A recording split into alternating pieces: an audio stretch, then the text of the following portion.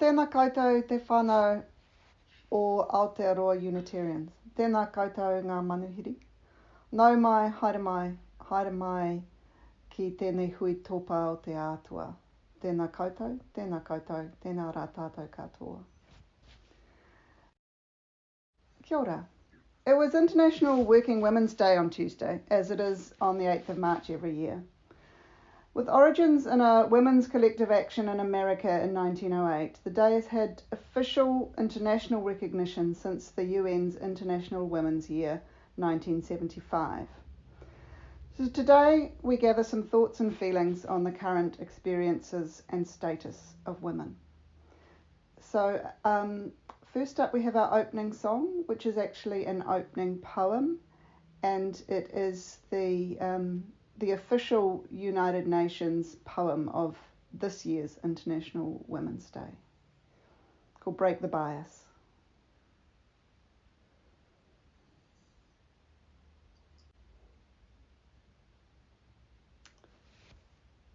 So it's time for chalice lighting. If you have a candle, it's time to light it now.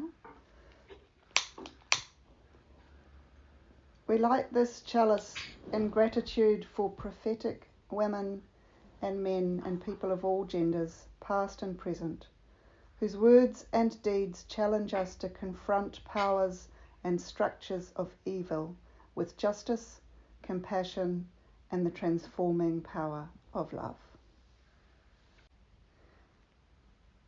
Okay, so now it's time for our reading. And our reading this morning is a story. Many of you probably know it. Clay has read it before in church, and it's a story that I think bears repeating, as children's stories tend to, which is a blessing if you're a parent, the ones that bear repeating, not the ones you can't stand. So shortly, I believe, my tech support is going to bring it up on the screen. And straight after that, there's another thing he has to share. So, you know, it's a technical challenge this morning. So, The Paper Bag Princess. Story by Robert Munsch and illustrations by Michael Marchenko.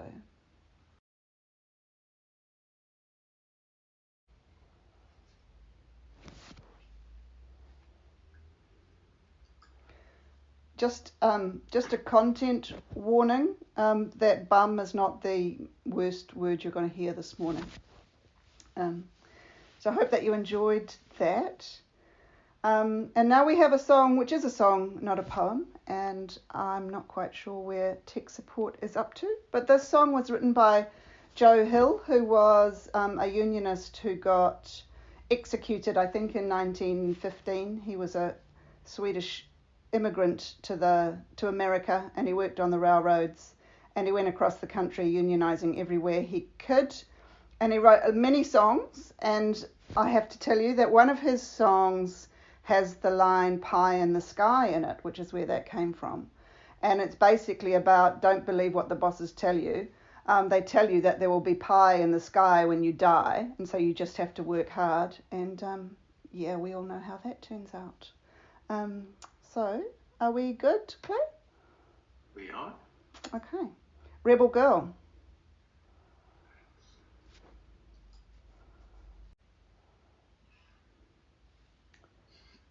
Thank you, Clay. So, the random musings today are called Transform a Scream into a Song.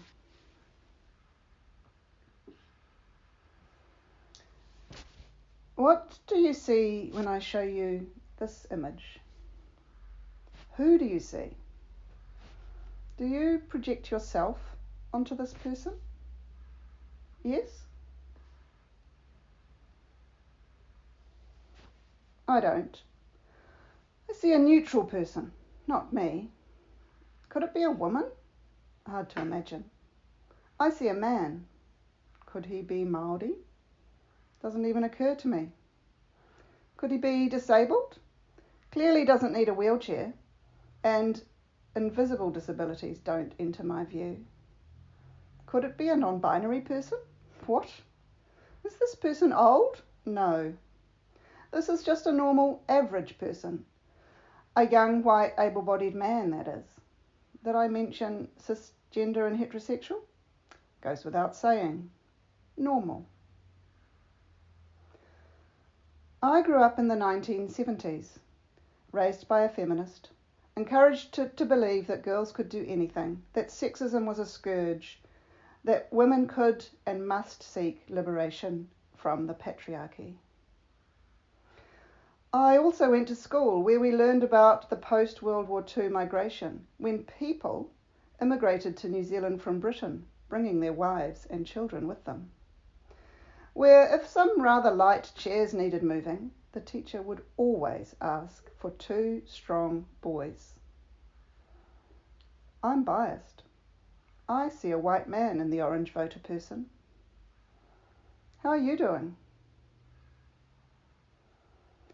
Our opening poem today tells how an empowered girl is a hurricane who can paint the world in sunsets. It's a powerful image about girls reaching their potential. Let's make it happen. What do we know about our potential? We may love Aretha Franklin's "You Make Me Feel Like a Natural Woman." I do. Feels so uplifting. It soars like a woman reaching her potential. Now, what is the potential of a natural woman? Well, we think, girls can do anything notwithstanding, probably different from the potential of a natural man. And if we don't think it, we probably feel it. When we're at primary school, early maths and language teaching involves learning about opposites: black, white, up, down, inside, outside, big, small, thick, thin, and most especially boy, girl. When we hear about a new baby, what's the first thing most of us want to know? Is it a boy or a girl? Why do we need to know? Because our binary biases are so deep-rooted. Because the child hasn't learned anything much yet, so the only thing we have is their nature. Lucy Cook is a British zoologist who's a good authority on what is natural for females. She has written a book called Bitch, A Revolutionary Guide to Sex, Evolution and the Female Animal. Why do I mention this today? Because in 2022, the union movement of which I'm part takes the opportunity of International Working Women's Day to note that we are seeking decent work for all workers in Aotearoa, New Zealand. As an ingredient of decent work, we seek to eliminate violence and harassment, particularly gender-based violence and harassment, from the world of work. In this quest, it is helpful to know what we are dealing with and what are the possibilities for change. Cook's view is that we look at nature uncritically, quote, through a Victorian pinhole camera, close quote, that has given those who wish to preserve patriarchy a foundation, quote, to claim that a host of grim male behaviours, from rape to compulsive skirt chasing to male supremacy, are only natural for humans because Darwin says so, close quote. Darwin has had a lot of help in having his pinhole cemented into our psyches, including from Richard Dawkins. Cook was taught by Richard Dawkins and explains, "The female is exploited, and the fundamental evolutionary basis for the exploitation is the fact that eggs are larger than sperms," wrote my college tutor Richard Dawkins in his best-selling evolutionary Bible, The Selfish Gene. According to zoological law, we egg makers had been betrayed by our bulky gametes. By investing our genetic legacy in a few nutrient-rich ova rather than millions of mobile sperm, our forebears had pulled the short straw in the primeval lottery of life. Now we were doomed to play second fiddle to the sperm shooters for all eternity. A feminine footnote to the macho main event. I was taught that this apparently trivial disparity in our sex cells laid cast iron biological foundations for sexual inequality. It is possible to interpret all other differences between the sexes as stemming from this one basic difference, Dawkins told us. Female exploitation begins here. Male animals led swashbuckling lives of thrusting agency. They fought one another over leadership or possession of females. They shagged around indiscriminately, propelled by a biological imperative to spread their seed far and wide. And they were socially dominant. Where males led, females meekly followed. A female's role was as selfless mother, naturally. As such, maternal efforts were deemed all alike. We had zero competitive edge. I don't know about you, but I have heard of Richard Dawkins, but not of Lucy Cook. Cook's science breaks with the pinhole camera view. She has observed nature and can tell us that female animals are just as promiscuous, competitive, aggressive, dominant, and dynamic as males. Here is a sample of what can be observed in nature if the Darwinian scales have fallen from our eyes. This is from the Guardian article by Emma Beddington that reviews Cook's book and interviews the author. Spotted hyenas have 8-inch clitorises which get erections, and female moles have ovotestes. Albatrosses can form lasting lesbian partnerships. All female whiptail lizards reproduce asexually, but engage in gender-fluid role play, and ducks have spiral-shaped vaginas, probably to avoid forced copulation. You'll never look at your local duck pond in the same way, especially once you read the indelible phrase, "The penis explodes out of his cloaca at 75 miles per hour, unfurling itself like some kind of sinewy party hooter." So we see that nature is endlessly various. But wait, there's more. Cook takes us beyond the binary when she explains the thing that took her most by surprise in her scientific research. The fact that the genes that make an ovary or testes, the things that drive you down the male or female pathway, are basically the same genes, just playing a different tune. I couldn't believe it.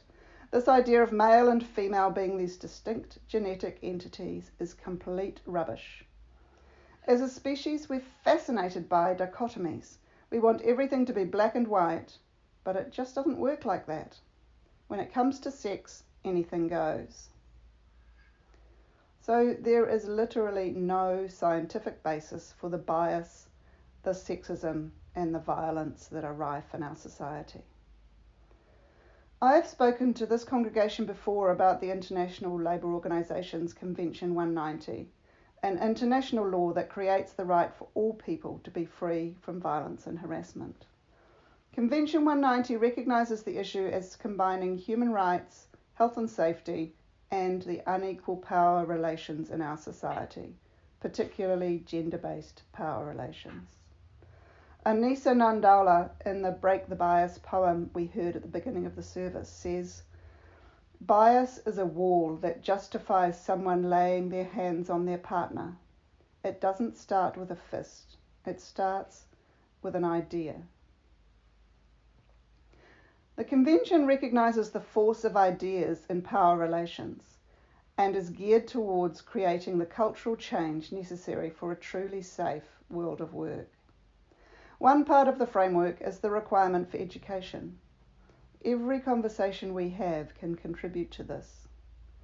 If you've had a nagging feeling that you've tried to squelch, telling you that really men are just more aggressive than women, because Darwin, because Dawkins, because my son prefers trucks, it's just true, then perhaps the new science of Lucy Cook has given you pause. And you can be part of change, creating a safe world for women and all genders. Let us all reach our potential. Let's eliminate violence and harassment so that we may transform our screams into songs. So be it. And now it's time for our closing song.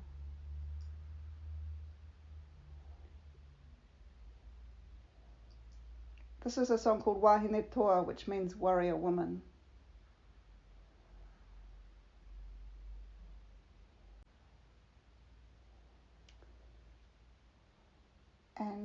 So, now again a technical challenge. Because for closing words, there's another poem which I contemplated reading myself, but actually it's Maya Angelou and nobody does it quite like her. So this is to give us more of a sense of where the potential might lie, Phenomenal Woman by Maya Angelou.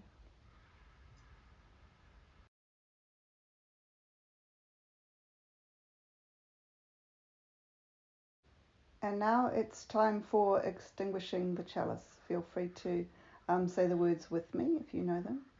We extinguish this flame, but not the light of truth, the warmth of community, or the fire of commitment. These we carry in our hearts until we are together again. Okay, so now it's time for breakouts. And the question for the breakout rooms is 3 questions actually. How does the world not recognise your full potential? How might you reach it anyway? And how may we work together so that everyone can reach their potential? How does the world not recognise your full potential? How might you reach it anyway? And how may we work together so that everyone can reach their potential?